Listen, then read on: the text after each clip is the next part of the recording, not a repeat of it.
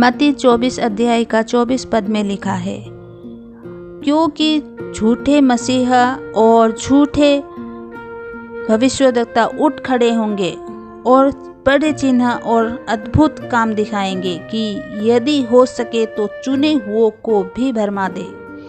दोस्तों, आज हमारे जीवन में, मसीहत जीवन में बड़े बड़े और नए नए प्रचारक आ चुके हैं, भविष्यवाणी करने वाले आ चुके हैं। पर दोस्तों, जब हम बाइबल के माध्यम से देखें तो पुराने नियम में भविष्यद्वक्ता और नए नियम के प्रेरित में एक समानता था, और वो समानता ये था कि इन लोगों का मकसद सिर्फ और सिर्फ लोगों को परमेश्वर की तरफ मोड़ना था, जिससे लोग बुराई से भागे, डरे और सच्चे परमेश्वर को पहचाने। पर आज के ज़माने के कुछ एक ऐसे प्रचारक हो या भविष्यद्वक्ता हो, कुछ अजीब तरह के बातें करते हैं। कुछ लोग तो ऐसे ऐसे काम करते हैं कि क्या बता सकते हैं हम आपको। दोस्तों, ये सब नज़रअंदाज करने की बात नहीं है, क्योंकि हमारे प्रभु यीशु ने अंतिम समय में इसी विषय में ज़्यादा बातें किया था और जोर दिया था। आज के ज़माने में सभी मसीह लोगों को प्रभु यीशु के इन्हीं बातों को सुनकर, समझकर, पढ़कर, जैसे भी हो, सीखना तथा सिखाना चाहिए। जी हाँ दोस्तों, आज के अंतिम समय को लेकर यीशु ने मत्ती 24 अध्याय का 24 पद में कहा था कि बड़े बड़े नबी आएंगे, भविष्यद्वक्ता आएंगे, प्रचारक आएंगे और चुने हुओं को भी भरमा देंगे। हम पुराने नियम में पढ़ते हैं, पहला राजा अध्याय 22 के अनुसार हम देखते हैं कि एक तरफ झूठे भविष्यद्वक्ता है और एक तरफ सच्चे भविष्यद्वक्ता है, और एक तरफ सुनने वाले असंख्य लोग हैं जो झूठे भविष्यद्वक्ताओं के कारण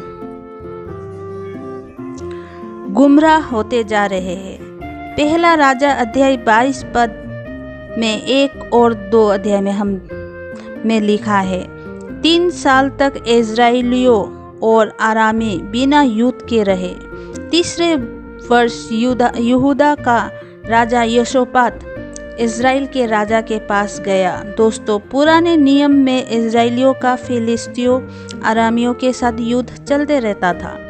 दोस्तों, ये जानना जरूरी है कि इज़राइल का राजा सबसे पहले सौल था, फिर दाऊद और फिर सलोमन।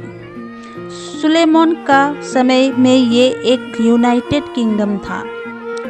उस समय में पूरे इज़राइल पर एक ही बादशाह था, सुलेमान। पर सुलेमान के मृत्यु के बाद ये किंगडम 2 भाग हो गया। एक तरफ 10 इज़राइल के गोत्र और दूसरी तरफ 2 गोत्र। इन 2 बटे हुए राज्यों को एक का नाम इज़राइल का राजा और दूसरे का नाम था यहूदा का राज्य। 2 गोत्र वाले यहूदा का राज्य में कुछ ऐसे राजा थे जो इनके महाराजा हुए, और वे कुछ क्षेत्र में अच्छा और भले थे। पर दूसरे 10 गोत्र वाले इज़राइल थे, वहाँ पर एक भी अच्छा राजा नहीं था, और इस समय इज़राइल का राजा आहाब शासन कर रहा था। राजा आहाब इजाबेल का पति था, और वो कैसा राजा था ये इस बारे में आप सब जानते हैं। और यहूदा में राज कर रहा था राजा यहोशापात। यहूदा का राजा यहोशापात राजा आहाब के पास जाता है, और तीसरा पद में लिखा है, इज़राइल के राजा ने अपने कर्मचारियों से कहा, क्या तुमको मालूम है कि गिलाद का रामोत हमारा है? फिर हम क्यों चुपचाप रहते हैं और उसे आरामियों के राजा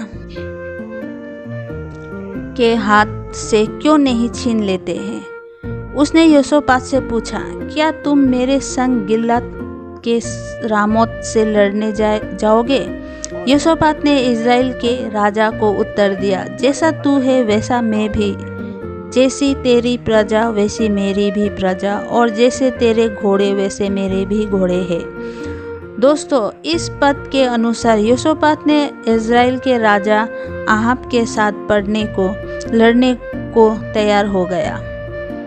दोस्तों, अगर हम कहीं कुछ गलती करते हैं या फिर गलत रास्ते जा रहे हैं या गलत कर रहे हैं,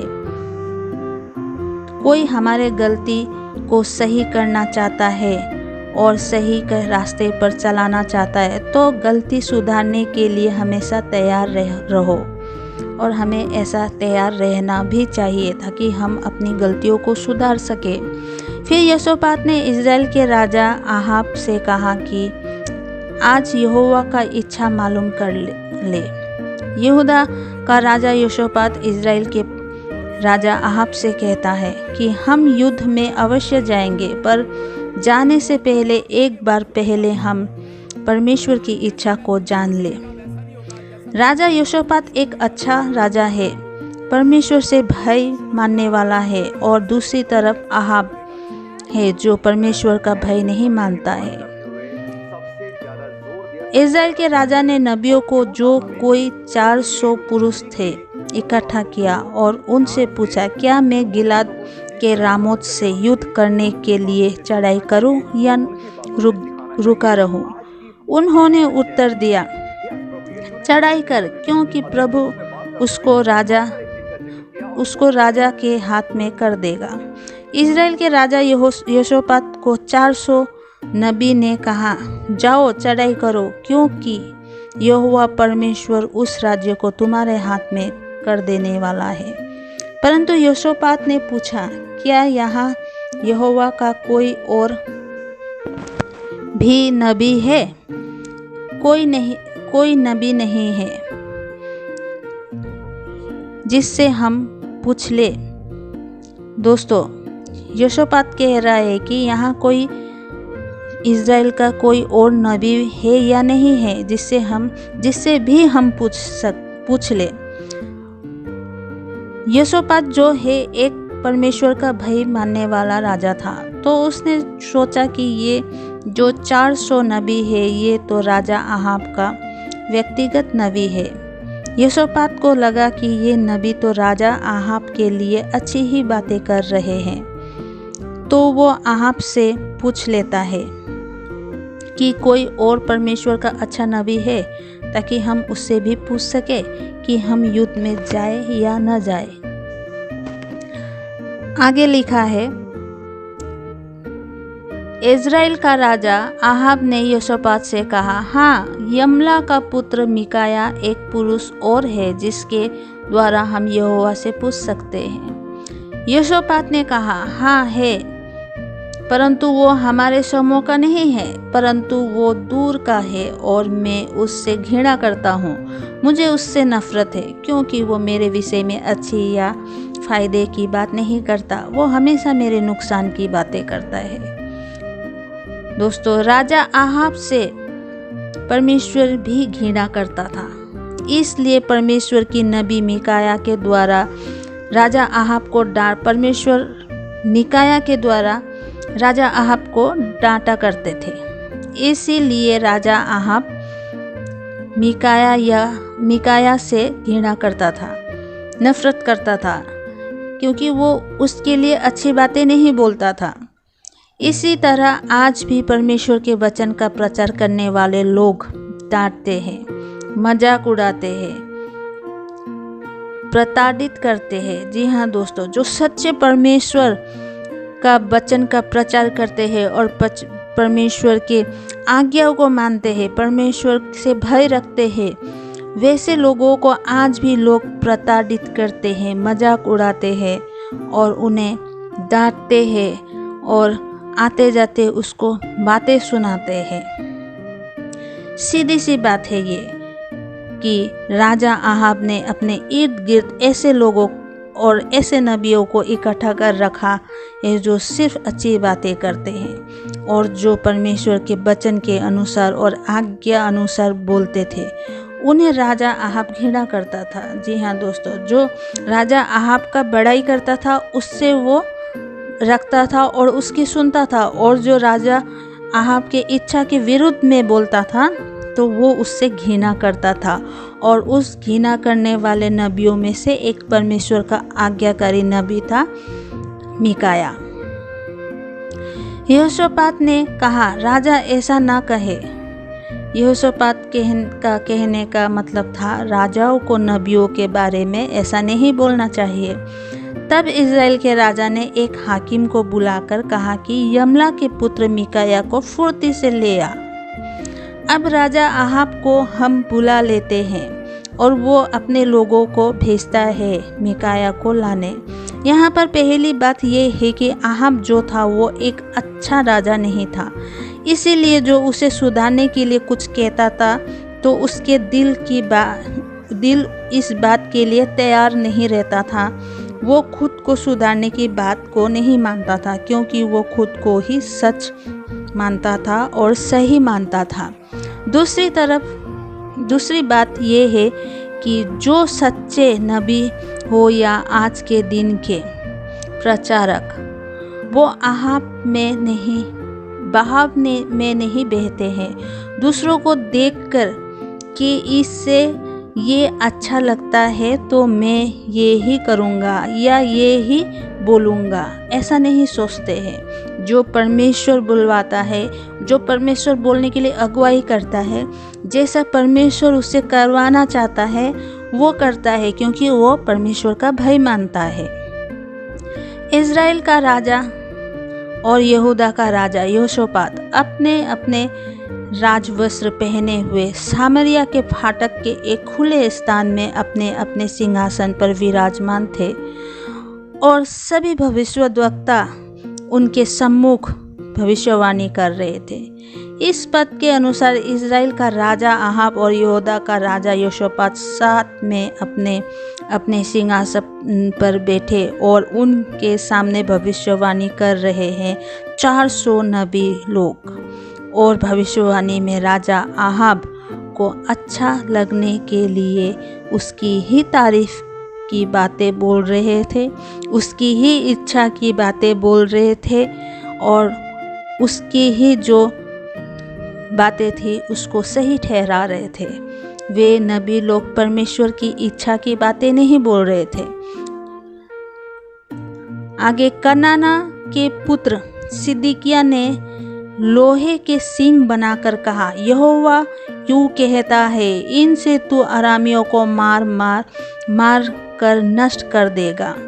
झूठे नबियों ने परमेश्वर का नाम लेकर ये कहा कि यहोवा यूं कह रहा है कि इन सींगों से तू अरामियों को मार कर नष्ट कर देगा।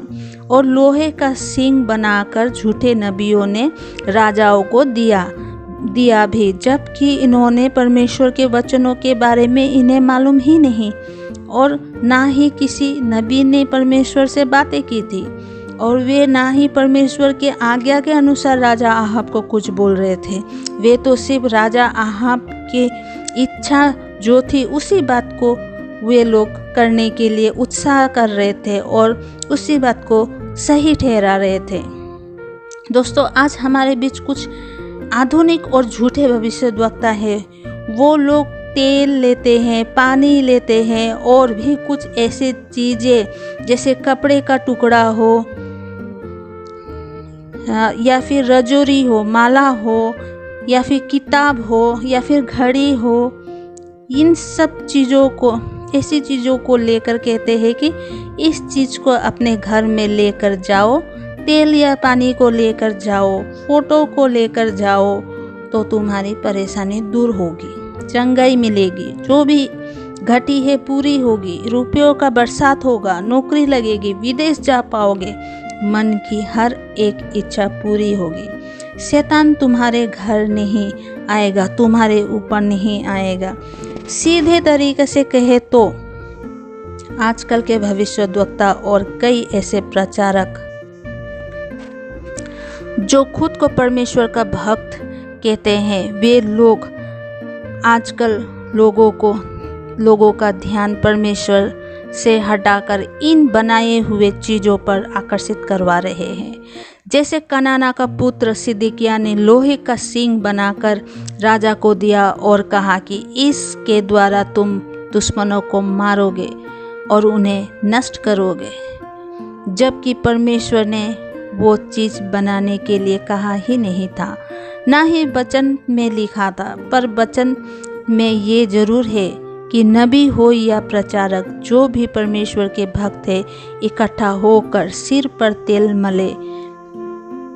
पर ये नहीं लिखा था इस तेल को बेचे। और आज के प्रचारक, बड़े बड़े परमेश्वर के भक्त बड़े बड़े प्रोग्राम करते हैं, लोगों का भीड़ एकत्रित करते हैं और मंच से बड़ी बड़ी चमत्कारों को दिखाते हैं परमेश्वर के नाम से, और वो परमेश्वर के वचन से ज़्यादा खुद के प्रचार करते हैं। और उस मंच के बाहर अनेकों दुकानें लगी होती है और वहाँ पर उस दुकानों में उनकी ही बनाई हुई चीज़ें बिक्री हो रही होती है। तो दोस्तों, और सब नबियों ने इसी आशय की भविष्यवाणी करके कहा कि नाथ के रामोत पर चढ़ाई कर और तू कृपार्थ हो, क्योंकि यहोवा उसे राजा के हाथ में कर देगा। और इस पद से हमें पता चलता है कि सारे नबी सिदकिय्याह की बात से सहमत हो गए हैं, परंतु ये सारे नबी परमेश्वर को नहीं जानते थे और वे परमेश्वर के प्रति वफादार भी नहीं थे, सिर्फ राजा को खुश करने के लिए ही ये कह रहे थे। जो दूत मीकाया को बुलाने को गया था, उसने उससे कहा, सुन, भविष्यद्वक्ता एक मुंह से राजा के मुंह से शुभ कहते हैं, तो तेरी बातें उनकी सी हो, तू भी शुभ वचन कहना। यहाँ पर हम देखते हैं कि जो दूत मीकाया को बुलाने गए थे, वो दूत पहले ही मीकाया से बोल रहे हैं कि वहाँ सारे दूत एक साथ राजा के लिए शुभ बोल रहे हैं, तो तू भी सुन लेना और उन राजा के लिए शुभ ही बोलना। दोस्तों, आज यही हो रहा है। बड़े बड़े सेवकाई में हर आने वाले लोग उस सेवकाई के बड़े को अनसुना कर रहे हैं। ये नहीं देखते हैं कि ये सही है या गलत है, ये सही कह रहा है या गलत कह रहा है। बस अंधाधुंध अनुसरण कर रहे हैं उस बड़े का, जो मंचों से चिल्लाते हैं, मंचों से दहाड़ते हैं परमेश्वर के नाम पर। ऐसे लोगों का अनुसरण कर रहे हैं और जो भी कोई ऊंचे स्थान से बोल रहा है उसको वो लोग अनुसरण कर रहे हैं। और बोलना, पहनावा, चाल चलन, स्टाइल, खाना सब नकल कर लेते हैं वो सुनने वाले लोग, उस बड़े सेवकाई चलाने वाले की। इसका मतलब ये है कि लोग एक बहाव में बह रहे हैं, पर नबी मीकाया बहाव में बहने वाला नहीं था। वो परमेश्वर को जानने वाला, परमेश्वर के इच्छा को जानने वाला नबी है। मीकाया ने कहा कि यहोवा की जीवन की शपथ है, मैं तुम्हें सच सच कहता हूँ कि यहोवा मुझसे कहे मैं वही कहूँगा। तो मीकाया ने कहा कि मैं परमेश्वर का कसम खाता हूँ, जो मुझे यहोवा कहेगा मैं वही कहूँगा, मैं दूसरे का नकल नहीं करूँगा। यानी कि ये मीकाया नबी बहाव में बहने वाला नहीं था। दूसरे जो कह रहे हैं उसको नकल करके मैं नहीं कहूँगा, मीकाया कह रहा है। आज भी जो सच्चे प्रचारक और भविष्यवाणी करने वाला है या परमेश्वर के सच्चे भक्त हो, वो किसी भी बहाव में ना तो बहेगा और ना तो नकल करेगा। वो सिर्फ और सिर्फ परमेश्वर के वचन को कहेगा और उसी पर अटल रहेगा। सच्चे परमेश्वर के भक्त लोगों को नहीं बल्कि वचन को और परमेश्वर प्रभु यीशु को अनुसरण करते हैं। जब वो राजा के पास आया तब राजा ने उससे पूछा, हे मीकाया, क्या हम गिलाद के रामोत से युद्ध के लिए चढ़ाई करें या रुके रहे? उसने उसको उत्तर दिया, हाँ, चढ़ाई कर और तू कृतार्थ हो, यहोवा उसको राजा के हाथ में कर देगा। यहाँ पर हमें पता चलता है कि राजा ने मीकाया को वो पूछा कि वो युद्ध करने जाए या नहीं, पर मीकाया ने बड़े बेमन से व्यंग्य भरे स्वर में मन बनाकर अलग ही अंदाज में जवाब दिया कि जाओ युद्ध करो। पर राजा इस बात को समझ लेता है। उसने सच्चाई से तो उत्तर नहीं दिया। ये बेमन से कह रहा है कि जाओ युद्ध करो। राजा ने उससे कहा, मुझे कितने बार तुझे शपथ धरा कर चिताना होगा कि तू यहोवा का स्मरण करके मुझसे सच ही कह।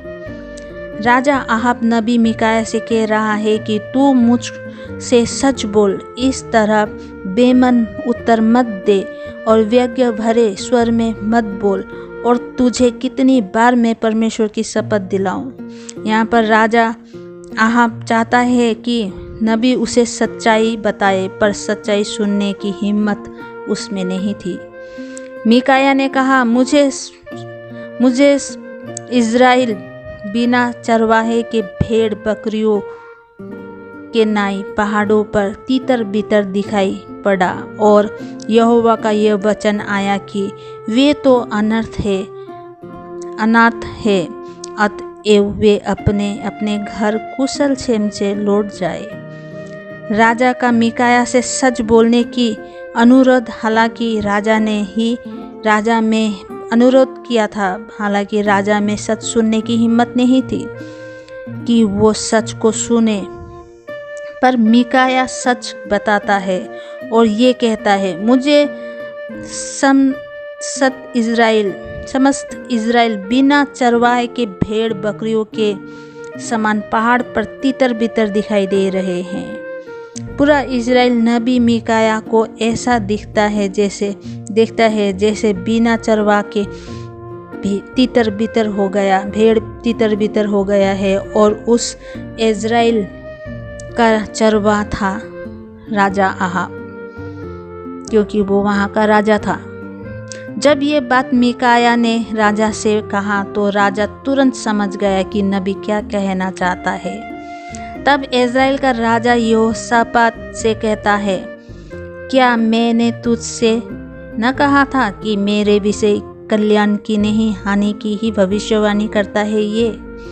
अब जब नबी ने सच्चाई बताया तो राजा अहाब ने बताया कि ये मेरे विषय में ये कल्याण का नहीं परंतु हानि का ही भविष्यवाणी करता है।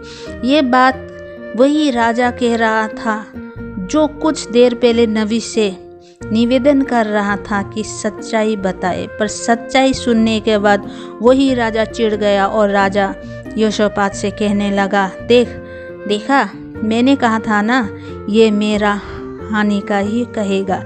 लेकिन दोस्तों, यहाँ पर 400 नबियों के बीच सिर्फ मिकाया ही था जिसने सच्चाई बताया। वो बाकी नबी बहाव में बह रहे थे, वो बाकी नबियों के बहाव में नहीं बहा। उसने राजा की भी परवाह नहीं की, सिर्फ परमेश्वर की सच्चाई को, परमेश्वर की इच्छा को उसने मिकाया का सामने बताया था। मिकाया ने कहा, इस कारण तू यहोवा का यह वचन सुन, मुझे सिंहासन पर विराजमान यहोवा और उसके पास दाहिने बाएं खड़ी हुई स्वर्ग की समस्त सेनाएं दिखाई दी है। तो मिकाया कह रहा है कि उसे स्वर्ग के सिंहासन पर विराजमान यहोवा दिखाई दिया और उसके दाएं बाएं बैठे खड़े समस्त स्वर्ग के सेनाओं को भी उसने देखा था। तब यहोवा ने पूछा, अहाब को कौन ऐसा बहकाएगा कि वो गिलाद के रामोत पर चढ़ाई करके खेत आए। तब किसी ने कुछ कहा कि मिकाया यहाँ बता रहा है कि स्वर्ग में उसने देखा कि सिंहासन पर दाएं बाएं परमेश्वर का सेना खड़ा है और परमेश्वर उनसे पूछ रहा है, तुम में से कौन है जो मिकाया को बहकाएगा और वो रामोत के चढ़ाई करके हार जाएगा। पर वहाँ पर उपस्थित सैनिकों ने, स्वर्ग की सेनाओं ने, किसी ने कुछ विचार दिया, किसी ने कुछ कहा। यहाँ पर नबी मिकाया ने अब सच्चाई बताना शुरू किया और यहाँ पर वो नबी सिर्फ राजा को ही नहीं बल्कि वहाँ उपस्थित 400 नबियों को भी सच्चाई बताने वाला है और वो बिना डरे बता रहा है कि मैंने परमेश्वर को सिंहासन पर विराजमान देखा और उसकी पूरी सेना को भी देखा। और परमेश्वर ने ये कहा कि अहाब को कौन बहकाएगा, यानी परमेश्वर का राजा अहाब को मारना चाहते थे क्योंकि वो परमेश्वर के प्रति वफादार नहीं था, इसलिए परमेश्वर अहाब को बहकाने की बात कह रहे थे। राजा अहाब ने परमेश्वर के विरुद्ध पाप किया था। उसने बुराई किया और दूसरे देवी देवता को इज़राइल के घरानों में परिचित करवाया, जिसके कारण इज़राइल लोग मूर्ति पूजा करने लगे। और अहाब ये कह रहा है कि उसने यह भी देखा कि मिकाया ने यह भी देखा कि परमेश्वर की सेनाओं में से अहाब को बहकाने का तरीका किसी ने कुछ कहा और किसी ने कुछ कहा। अंत में एक आत्मा पास आकर यहोवा के सम्मुख खड़ी हुई और कहने लगी कि मैं उसे बहकाऊंगी। यहाँ पर हम पढ़ते हैं कि एक आत्मा जो अंत में आई और परमेश्वर से कह रही है कि मैं मिकाया को बहकाऊंगी। फिर परमेश्वर ने उस आत्मा से पूछा कैसे बहकाएगी। उसने कहा मैं जाकर उसके सब भविष्यद्वक्ताओं में पेट कर उससे झूठ बुलवाऊंगी। यहोवा ने कहा तेरा उसको बहकाना सफल होगा, जाकर ऐसा ही कर।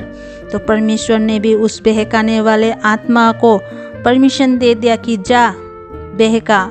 यहाँ हम देखते हैं कि उस आत्मा ने कहा कि मैं जाकर सभी भविष्यद्वक्ता में समा जाऊंगी और उनसे झूठ बुलवाऊंगी। और परमेश्वर ने कहा तेरा ऐसा करना यानी बहकाना सफल होगा।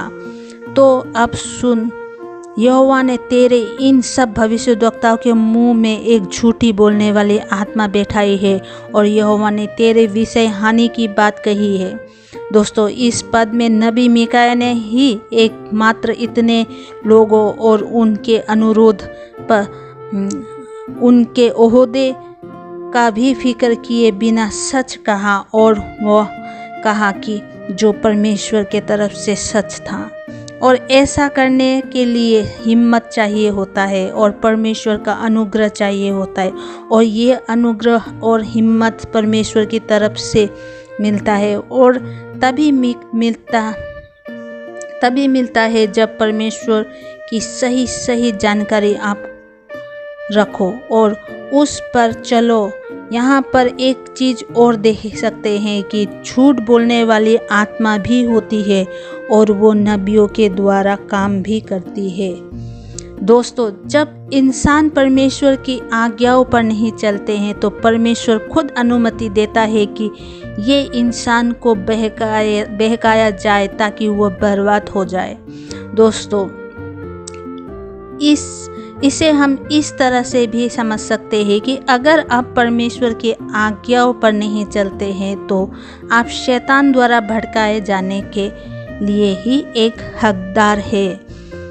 और आप इसे 2 थिस्सलुनीकियों 2 अध्याय का 11 और 12 पद में पढ़ भी सकते हैं। लिखा है, और इसी कारण परमेश्वर उनमें एक भटका देने वाली सामर्थ को भेजेगा ताकि वे झूठ की प्रतीति करें। और जितने लोग सत्य की प्रतीति नहीं करते वरन अधर्म से प्रसन्न होते हैं, सब दंड पाएंगे।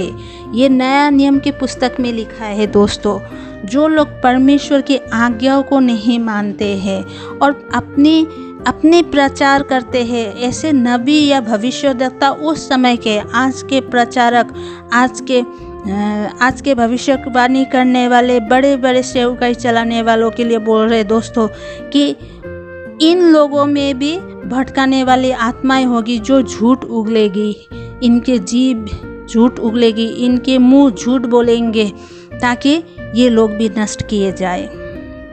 और इसी कारण परमेश्वर ने उनमें एक भटका देने वाली सामर्थ को भेजेगा और ये भटकाने वाली झूठ बोलने वाली आत्माओं को परमेश्वर खुद भेजेगा, क्योंकि परमेश्वर चाहता है कि जो परमेश्वर की इच्छा पर नहीं चलते, परमेश्वर के आज्ञा को नहीं मानते और परमेश्वर के नाम को लेकर झूठ बोलते हैं, वे झूठ ही बोले। और शैतान को भी वे परमिशन देंगे कि जाओ इसे बहकाओ ताकि ये इस पाप का प्रतिफल पाए। और जितने लोग सत्य की प्रतिदिन नहीं करते वरन अधर्म से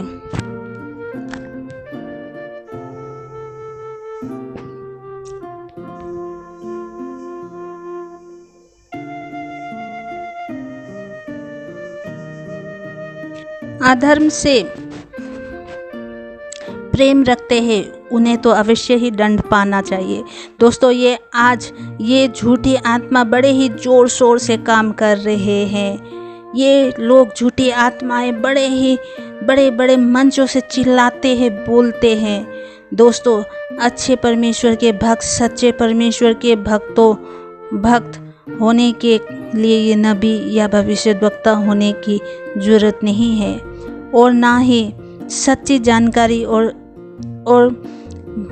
परमेश्वर के प्रचारक होने के लिए। दोस्तों, अच्छे परमेश्वर के भक्त, सच्चे परमेश्वर के भक्त होने के लिए नबी या भविष्यद्वक्ता होने की जरूरत नहीं है, और ना ही कोई बड़ा प्रचारक बनने के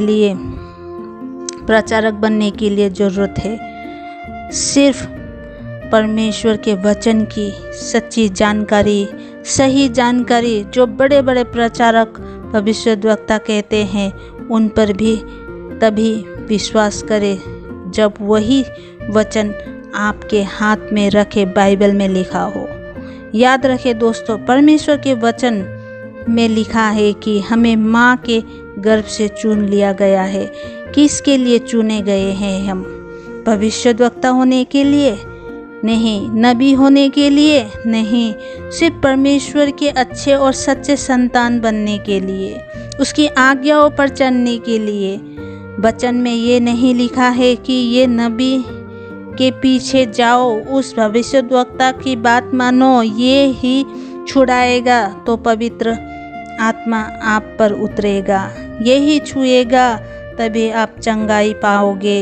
यही तेल ले लो, ये पानी ले लो, ये कपड़े ले लो, ये फ़ोटो ले लो, ये यहाँ की माला ले लो, तो तुम्हें चंगाई मिलेगी, तुम्हें नौकरी मिलेगी, तुम्हें पैसे मिलेंगे, तुम्हारी हर समस्या दूर होगी, तुम विदेश की यात्रा करोगे, तुम्हारी हर मनोरथ पूरी होगी, तुम्हारे संतान होंगे।